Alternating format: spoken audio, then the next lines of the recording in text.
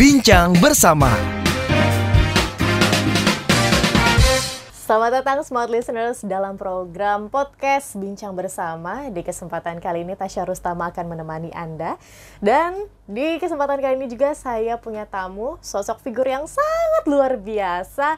Bagaimana effortnya untuk lebih menyuarakan wastra Indonesia, terutama batik. Sudah ada Mas Dev Joa di sini. Halo Mas Dev. Halo Mbak Tasya, apa kabar? Alhamdulillah baik. Mas Dev, gimana kabarnya? Baik. Masih terus aktif untuk menyuarakan batik di seluruh Indonesia? Masih. Sudah 24 tahun ya. Wow, luar biasa. Tapi kita sebelum sampai sana, saya penasaran dengan masa kecilnya seorang Dev Joa. Boleh cerita dong, ketika kecil tuh seperti apa sih? Orang tua seperti apa? Keluarga tuh membesarnya seperti apa? Membesarkan seorang Mas Dev seperti apa? Silakan. Ya, kalau bicara masa kecil ya, yang udah pasti nakal. Nakal dan udah pasti itu bandel ya, udah nakal, bandel lengkap lah pokoknya. Jadi yang namanya papi mami itu udah sering melotot ya. Terus udah gitu kadang-kadang suka udah angkat tangan, mau berhenti nggak gitu. Bahkan seperti itulah ceritanya. Sangat aktif begitu. Nah, aktifnya saya itu sebenarnya di gambar begitu. Jadi kita dulu itu rumah kecil ya, nggak besar. Nah, itu ada satu tembok yang agak panjang seperti lorong begitu. Itu selalu nggak pernah bersih temboknya. Jadi selalu penuh dengan coret-coret segala macam ya. Jadi hari ini ntar gambar rumah, gambar apa, dan akhirnya itu penuh satu tembok itu, dan itu yang bikin papi saya marah gitu. Karena gini, baru juga dicat dan udah dicoret lagi, seperti itulah dulu kecil itu. Dan saya tuh adventurous gitu, jadi demen keliling jalan ya, maksudnya ke gang belakang, karena rumah kita itu sebenarnya dulu tuh nggak besar ya, kecil dan agak seperti gang satu mobil seperti itu. Nah, di belakang-belakang itu ada gang-gang lagi gitu. Nah, saya tuh demen sekali tuh petualang gitu. Dan juga kebetulan nenek saya itu tinggal di Bogor gitu. Jadi kalau misalnya kita libur sekolah itu, saya pasti tuh ke Bogor gitu. Jadi bantu nenek kebetulan jualan kelontong gitu. Nah, itu masa kecil saya itu penuh dengan adventure ya. Terus udah gitu saya demen melukis. Terus udah gitu saya tuh demen berpetualang. Seperti itulah pokoknya. Nah, buku gambar itu nggak cukup buat saya. Oke. Nah, karena mami saya tuh bilang gini, udah dikasih buku gambar, udah dikasih spidol, pensil warna ya, masih aja ngecat itu nyoret-coret tembok gitu. Ya nggak cukup, buku gambar coba segini, habis juga nggak langsung dibeliin kan saat itu. Jadi kalau ini udah habis ya larinya kemana? Ke tembok. Jadi itu papi itu udah nggak tahu berapa kali dia sering melabur itu ya, melabur tembok. Terus udah gitu yang saya masih ingat sampai sekarang itu kertas krep, kertas warna-warni itu selalu saya gunting-gunting, tempel sini, tempel sono, segala macam. Pokoknya tiap hari itu kayak orang pesta.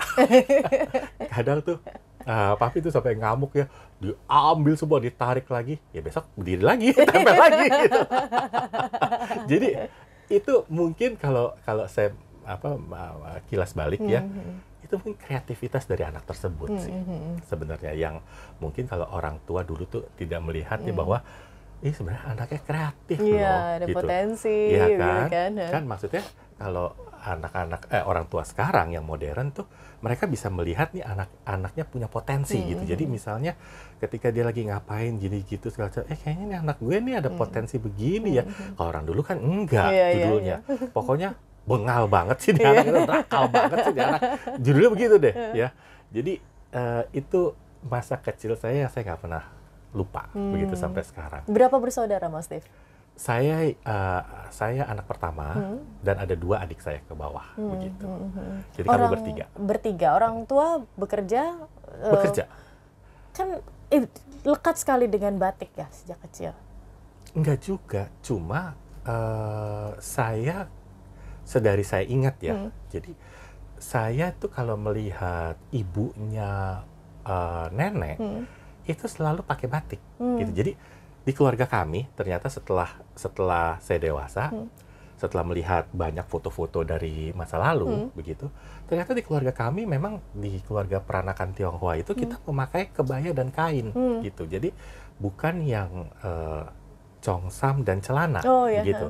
Jadi kami udah sekian turunan memang memakai kebaya dan batik. Jadi kalau di Singapura itu sebutnya baba bibi. Nah kalau di Indonesia kita sebutnya peranakan, begitu. Nah jadi kami memakai kebaya dan batik buat saya itu hal yang lumrah, begitu. Karena selalu, oh iya, kita sebutnya makco ya. Oh, makco selalu pakai itu, pakai apa? Pakai kain batik. Jadi saya dulu ingat kecil ke beliau tuh ya, selalu pakai kain yang memang kain yang 2,5 meter itu lilit, pakai kebaya dengan peniti 3 gitu. Masih pakai kemben ya. Ya seperti itu. Jadi itu yang melekat di saya gitu, nggak bisa lupa. Jadi saya paham banget bahwa keluarga kami sudah pakai batik sebenarnya udah lama begitu, secara dari generasi yang sebelum-belumnya ya begitu. Jadi kalau papi itu kalau cerita, saya itu generasi ke-6 dari keluarga papi. Nah kalau dari keluarga mami mungkin generasi ke-4 begitu. Jadi memang kami udah cukup lama begitu di sini. Papi kebetulan dari Jakarta, jadi ya kalau udah 6 generasi ya bisa ditelusuri dari tahun berapa dia tuh ya kira-kira begitu. Nah dalam keseharian memang kita nggak menggunakan batik, hanya makco kami itu, jadi ibunya dari nenek kami yang menggunakan batik begitu. Tapi buat saya tuh melihat batik sebenarnya satu hal yang keseharian begitu. Jadi sebenarnya tidak pernah lepas dari batik sih ya, karena kalau kita bicara 24 tahun saya mendalami batik itu starting dari tahun 2000 begitu. Umur berapa itu saat itu, Mas Dev? 2000 itu mungkin sekitar 24 artinya sekitar 20 lebih sekian ya, mungkin 25 26 ya. Begitu. Nah, di saat itu memang saya bertanya kepada nenek saya, Oma, ada nggak batik dari warisan keluarga? Aku tanya seperti itu. Nah, Oma masuk ke dalam kamar, lalu ngambil 4 kain, ya, kainnya warna biru putih, gitu. Lalu dikasih ke saya, dilempar nih ke meja, bruk, gitu. Penasaran dong, apaan sih kok kain kok cuma biru putih? Biasanya taunya yang dari makco itu selalu warna coklat-coklat, sogan-sogan, seperti itu. Nah, setelah dilihat, bagus ya, ada motif bangonya, motif yang aneh, nggak pernah lihat seperti ini itu begitu. Nah, ternyata itu sebenarnya adalah kain kedukaan, atau kalau misalnya ada yang meninggal atau ada yang kita datang ke rumah duka, nah mereka memakai kain itu. Jadi kalau sekarang saya berpikir kain itu masih ada setelah sekian generasi, ya karena kain itu jarang dipakai, ya siapa yang mau ya pakai kain itu, karena kan kain yang ya tujuannya untuk itu gitu loh. Nah tapi dari situ itu mengulik saya tuh untuk memahami jauh mengenai batik begitu, karena ya udah umur segitu ya. Jadi apa sih batik itu? Terus udah gitu Oma dari mami saya itu bercerita mengenai batik 3 negeri. Nah 3 negeri, wah pikir gini, oke 3 negeri ini mikir sendiri nih ya. Oh ini pasti luar negeri dari mana-mana nih ya, kirainnya seperti itu. Tapi ternyata yang dimaksud dengan 3 negeri itu adalah batik yang dibuat sebenarnya berdasarkan 3 warna begitu. Warna merahnya dari Lasem, warna birunya dari Pekalongan, warna coklatnya, soganya itu dari Solo begitu. Karena waktu zaman kolonial Belanda kan dibilangin negeri itu, dipecah seperti itu. Jadi seperti itu, makin penasaran gitu ya, pengen tahu apa sih batik 3 negeri begitu. Nah, dari situ sebenarnya berawal dari tahun 2000 itu, dari pemberian 4 kain biru putih itu, lalu saya mulai mencari batik 3 negeri itu, ya sampai sekarang excitingnya itu nggak pernah pudar gitu selama 24 tahun. Apalagi kalau sekarang lebih dalam lagi karena lebih melihat para UKM dan kehidupan batik yang sesungguhnya ya, memahami lebih jauh. Dan juga tahun lalu saya sudah mengambil sertifikasi batik di Jogja untuk mengajar batik dan juga untuk bercerita mengenai batik begitu. Jadi era sekarang balik lagi ya seperti pembicaraan kita sebelumnya, bahwa kita tuh perlu sekali legitimasi sebenarnya supaya memang jika kamu berbicara mengenai batik ya bisa dipertanggungjawabkan seperti itu. Jadi tidak hanya sekedar obrolan dari comot kanan, comot Comot kiri iya, gitu. Ya kan? Jadi itu udah setidaknya harus begitu, dan itu saya pahami betul. Semakin saya kemari, saya harus memperkaya diri saya ya untuk satu hal atau apapun yang berhubungan dengan legitimasi dari batik. Begitu salah satu unsurnya. Dan saya juga mendalami bagaimana belajar membatik, begitu juga.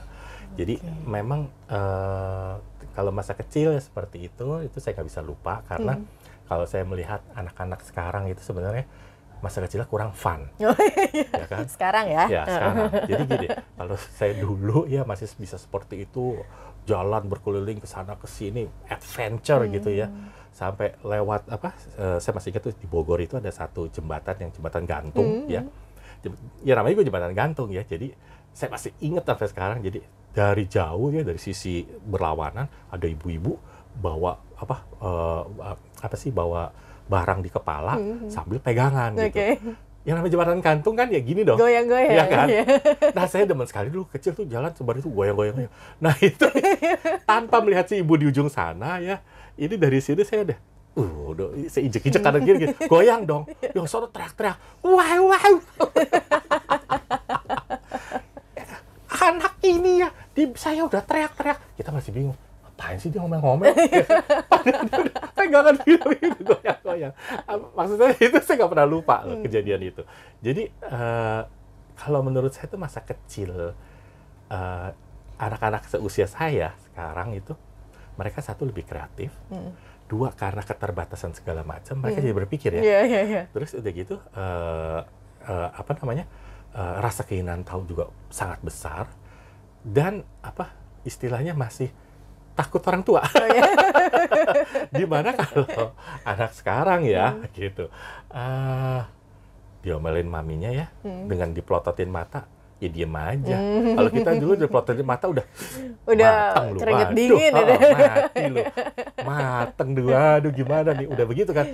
Kalau sekarang mau dibilang apapun juga tetap gini kan. Iya, ambil itu piring. Iya, ntar. Coba kalau dulu, ambil tuh piring, tar. Langsung ini, mau ambil gak? Kabur gitu kan. Kalau sekarang udah gak kena tuh kayak gitu. Benar. Jadi itu salah satunya. Jadi dulu itu kita lebih awareness, kita lebih tinggi ya. Terus udah gitu kita tuh lebih kreatif. Terus udah gitu kita lebih mencari solusi ya waktu. Karena gini ya, karena semua terbatas gitu. Benar, karena jadi keterbatasan. karena dalam keterbatasan itu ya kita jadi berpikir lebih kuat ya, lebih keras begitu. Terus adventure ya. Jadi zaman dulu itu masih kita bisa berpetualang dan lain-lain ya. Saya juga nggak bisa menyalahkan bahwa sekarang itu agak susah untuk melakukan itu karena tingkat kejahatan juga agak serem ya. Jadi agak berbeda ya dengan dulu gitu. Nah, tapi setidaknya kalau yang saya lihat tuh sekarang terlalu terbuai oleh gadget. Oke, jadi instan semuanya ya udahlah, udah dapat semuanya udah. Jadi nggak ada effort lagi untuk melakukan usaha begitu ya, tidak lagi berpikir kreatif. Berarti hal-hal itulah yang membentuk seorang Dev Chua seperti sekarang ini. Betul sekali. Ketika di umur 25 tahun saya tertarik begitu. Dimana orang-orang mungkin kalau di seumuran saya begitu ya, di 25 tahun saya dulu begitu, pasti pikirnya kayak saya mau kerja apa ya, mau berkarir di mana, profesi apa yang saya ingin geluti, seperti itu kan. Tapi lucu begitu kan, Mas Dev 25-26 tahun itu malah lebih curious terhadap batik. Ketika memulainya, apa yang pertama kali dilakukan? Memulai mencintai batik. Mencintai batik. Jadi seperti tadi saya katakan, memang pertama ketika mendapatkan 4 kain itu ya. Nah, selanjutnya mendengar cerita mengenai kain 3 negeri itu. Tapi itu pun juga tidak serta-merta langsung terjun di batik ya. Jadi masih sambil lalu, masih bimbang dan ragu untuk memahami batik lebih jauh. Tapi begitu ketemu dengan si kain 3 negeri itu, nah itu mulai entah bagaimana timbul satu rasa penasaran bahwa ini ada yang unik loh, begitu. Nah, uniknya apa? Ya, detailnya seperti ini, warnanya seperti ini. Dan itu hanya baru 1 kain pertama. Jadi belum sampai banyak istilahnya. Nah, itu baru di awal-awal sekali. Jadi saya masih ingat itu kain itu saya dapatkan kalau nggak salah di Jogja, begitu. Nah, begitu tahu kain tiga negeri itu langsung tuh, oke, aku mau cari data. Ada nggak kain tiga negeri ini? Karena mau tahu ceritanya, begitu. Ternyata nggak ada. Dan susah begitu ya. Setelah sekian tahun, baru itu bisa mendapatkan data-data tersebut, begitu. Karena balik lagi, waduh, ini nggak gampang ini yang namanya kita mau tahu sesuatu. Nah, dari situ karena yaitu keinginan tahuan saya itu, nah itu jadi merembet ke batik-batik lain, begitu. Jadi nyambi nih istilahnya gitu. Nah, tapi sebelumnya juga di usia tersebut saya juga kerja, begitu. Jadi sebenarnya batik itu sebagai hobi, gitu. Jadi karena memang saya suka kain-kain Indonesia, gitu ya, songket dan batik seperti itu. Jadi sambil kerja ya full time waktu itu. Nah, di waktu senggang, misalnya Sabtu Minggu, ya mulai mengulik batik, begitu. Nah, saya kerja kira-kira 5-6 tahun, begitu. Nah, setelah itu beralih lagi ya dengan pekerjaan lain, terus ya masih berjalan terus seperti itu. Nah, tapi batik tuh nggak pernah tinggal. Nggak pernah tinggal. Tetap ada di lubuk hati begitu selalu. Ada kesempatan ya bisa ke Jawa atau ke kota batik ya datang nyambangin lihat apa. Nah, pada waktu itu masih di taraf itu sebenarnya. Tapi cinta itu udah ada gitu. Sedari yang namanya Oma kasih 4 kain itu. Nah, makin terasah, makin mendalam melihat batik batik ini makin terkilik lagi gini. Apa yang lu bisa buat dari batik ini gitu. Oke. Jadi pengusaha batik udah pasti enggak, ya kan? Oke, gini deh. Desain batik deh bisa jadi apa? Seperti itu. Nah, makanya waktu itu saya tuh bergabung, ini setelah di tahun yang lebih baru ya, saya bergabung itu dengan Jalinan, yaitu kami membuat satu produk untuk anak-anak muda menggunakan wastra-wastra Indonesia yang digabungkan dengan desain sedemikian rupa menjadi satu desain yang memang bisa dipakai oleh anak muda, seperti itu. Nah, tapi sebelum-belumnya itu memang lebih beli batik disimpan, beli batik jadi buat koleksi dipakai, atau beli batik untuk bahan bicara di komunitas, seperti itu. Nah, setelah dari Jalinan itu ya kita membuat satu desain seperti pemanfaatan dari limbah limbah batik, maksudnya dari kain-kain batik yang tercecer ya, kita bikin satu desain. Kita juga bikin dari kain-kain yang menurut kita bagus nih untuk anak muda, dengan pilihan warna anak muda gitu, dengan gaya-gaya monokrom dan lain sebagainya. Itu kita lanjut lagi ke arah yang lebih ke pendidikan, begitu. Jadi memang 24 tahun ini adalah satu fase yang progresif ya istilahnya, maksudnya bertahap dari sesuatu yang hanya sekedar mencintai, tapi sekarang menceburkan diri gitu, di sana. Yang notabene itu hal yang tidak mudah sebenarnya gitu ya. Nah, makin kemari makin concernnya gini, bukan apa yang bisa saya lakukan lagi, tapi bagaimana mereka bertahan begitu. Karena memang kelangsungan dari batik ini tergantung dari kita semua, begitu Mbak. Jadi itulah perjalanan saya kalau dari kecil ya sampai sekarang. Nah, tapi memang yang bisa saya ambil benang merahnya adalah kreativitas. Begitu. Ketika kecil mungkin bisa flashback lagi nih kita ya. Apa cita-cita dari seorang Dev Chua kecil? Jadi pelukis kah? Enggak. Atau jadi arsitek kah? Atau jadi fashion designer? Atau itu jawaban yang benar yang nomor 2, arsitek. Karena saya gambar. Jadi pikirnya gitu, mau jadi apa? Itu yang bikin rumah gitu kan, selalu begitu. Karena gambar itu. Nyatanya udah gede juga nggak bikin rumah juga. Bikin batik tapi ya. Batik justru. Jadi waktu kecil itu ya karena tadi demen gambar, terus itu demen art craft ya. Jadi saya berpikir wah mau jadi arsitek, karena kan gambar ya. Ternyata kan nggak semudah itu ya jadi arsitek ya. Harus kalau dulu itu kelas ada A1, A2, A3 gitu. Jadi A1 itu yang fisika, kimia, terus biologi, lalu sosial budaya. A3 saya.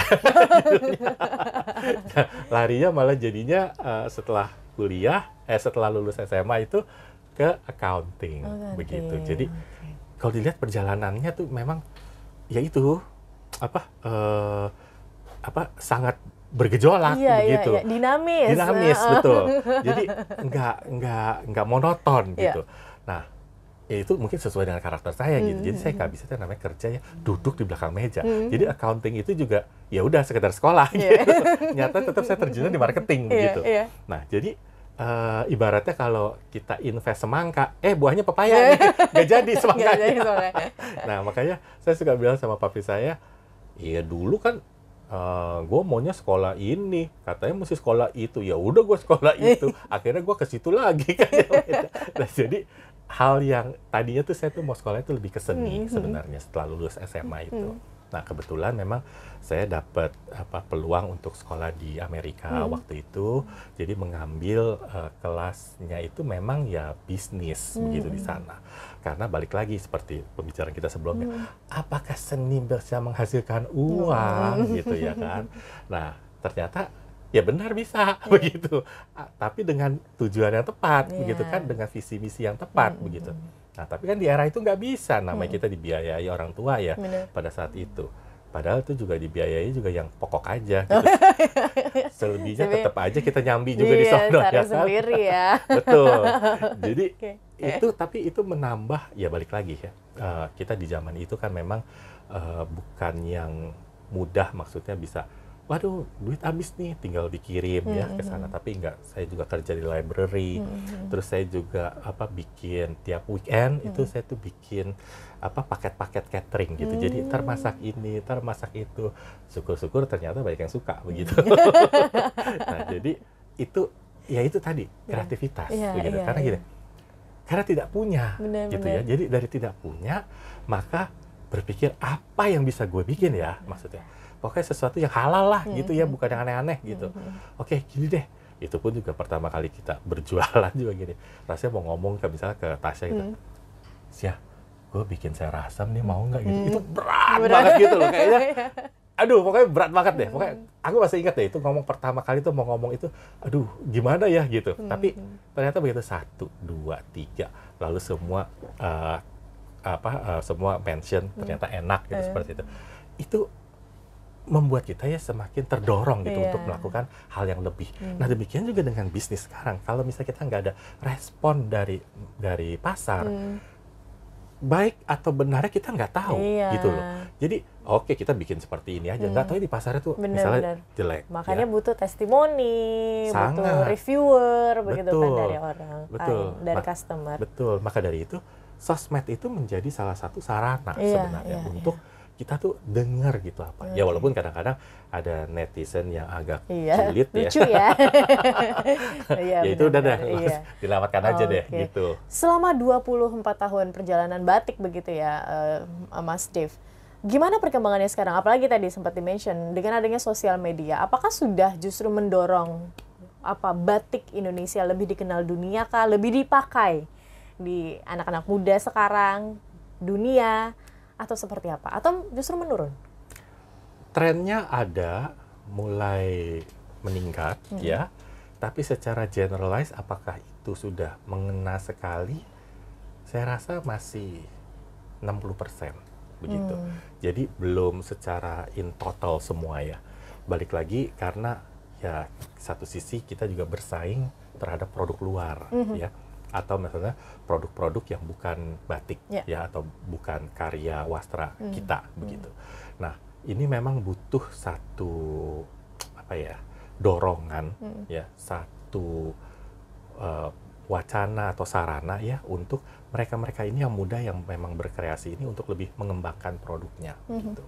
Nah, itu memang dibutuhkan waktu. Cuma kalau aku melihat tren sekarang sih mereka dengan kain-kain Indonesia sudah memulai, tapi itu mungkin proporsinya masih kecil, Mbak. Ya, sekitar mungkin 50-60% ya, belum maksimal. Sebenarnya bisa lebih dimaksimalkan lagi, cuma ya mungkin butuh waktu. Tapi yang terpenting adalah kalau mereka sudah mencoba, itu sudah satu cara bahwa batik ini masih akan bertahan, begitu. Karena bagaimana kita bisa berkoar-koar ya, menyuarakan, ayo ini harus dipertahankan, ayo ini harus dilestarikan, seperti itu. Tapi pemakaiannya kurang, ya. Dan kalau misal pemakaiannya kurang, otomatis ya berkoar-koar juga nggak ada gunanya. Bener. Gitu. Jadi harus dimanfaatkan, begitu. Nah, kalau dimanfaatkan, dipakai dengan cara apapun, ya, dengan cara mereka atau generasi muda, monggo silahkan, gitu. Jadi tidak pernah ada pakem yang harus, oh ini harus begini, harus begitu. Dipakai aja dulu, gitu. Karena gini, kalau kita memakai wastra Indonesia, itu ada skalanya. Jadi pertama, saya ambil contoh batik lagi ya. Jadi misalnya pertama nih, wah batik mahal Mas Dev, itu harganya 500.000, 1 juta kalau batik tulis. Ya ojo beli batik tulis gitu loh. Belilah batik cap ya. Batik cap kalau misalnya kita ke Trusmi ya, itu batik cap itu mulai dari 90.000, ada yang 100.000.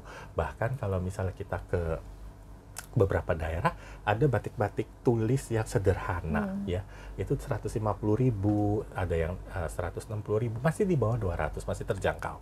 Nah oke, kalau misalnya ratusan itu agak mahal, apalagi misalnya mahasiswa ya atau seperti itu, tapi pingin pakai batik nih yang sebenarnya, karena kan dibilangnya jangan pakai yang tekstil motif batik, tapi pakai batik. Nah kita bisa memulai dari apa, kain-kain batik cap, karena batik cap itu diakui UNESCO sebagai batik yang sesungguhnya, begitu. Nah, cara pemakaiannya bebas gitu, tidak ada harus pakem tertentu atau dengan busana tertentu atau dikombin dengan cara tertentu, itu silahkan, bebas merdeka menggunakan kain batik itu. Jadi silahkan berinovasi, begitu, berkreasi gitu dengan batik, ya itu tidak masalah, begitu. Tapi kadang-kadang kita nih terganjal kepada pengetahuan Mas Dev, mumpung ada ini kan orang ahli batik begitu kan, yang mengerti sebenarnya batik itu sebenarnya apa sih, perbedaannya apa sih begitu ya, karena kita di zaman sekarang yang sering ya kita dengar ya smart listeners, para pemerintah juga bilang bahwa sekarang selain digempur nih dengan bahan-bahan atau tekstil-tekstil dari China yang itu sebenarnya bukan wasra kita begitu kan. Betul sekali. Dan berarti kita harus tahu nih Mas Dev, sebenarnya perbedaan batik sesungguhnya dengan batik yang mungkin banyak di pasaran, batik yang diproduksi oleh industri itu seperti apa? Saya punya satu kain. Apakah ini batik, Mas Dev? Silakan. Nah, kita tebak ya. Batik bukan kepunyaan ini. Mbak Tasya. Ya, nih Mas Dev juga ada contohnya kan batik. Ada 2 batik di sini. Ya, kita lihat yang Mbak Tasya dulu ya. Oke, ini bahannya disebut dobi ya, katun, betul. Tapi kita lihat apakah ini batik atau bukan. Nah, teman-teman sekalian, gimana cara kita membedakan apakah itu batik asli atau bukan? Sebenarnya sangat mudah. Kita hanya membalik dari kain tersebut. Coba kita lihat belakangnya ya, Mbak Tasya. Oke. Nah,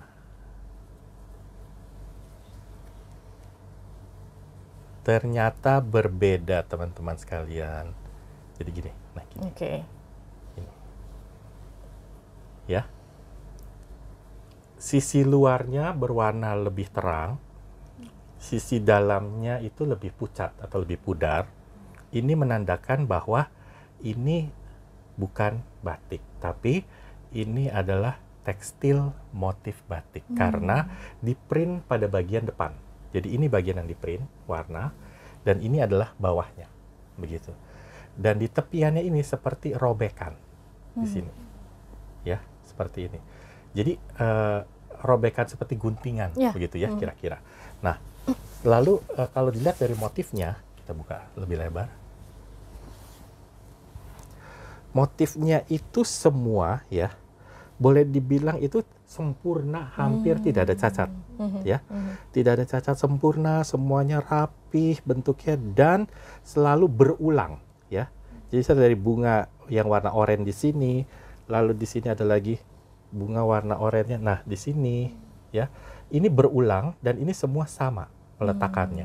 Dan biasanya kalau misalnya tekstil motif batik itu suka ada di ujungnya di sini tuh suka ada dari logo Logonya, logo dari perusahaannya. tekstil tersebut, Oke. begitu. Nggak ada di sini. Ya di sini nggak ada. Nah, hal seperti itu. Jadi ini sebenarnya bukan batik yang asli, tapi ini adalah tekstil motif batik, begitu. Nah, ini secara kasat mata ya memang ini terlihatnya seperti batik ya, tapi ternyata ini bukan batik, begitu. Nah, sedangkan kalau ini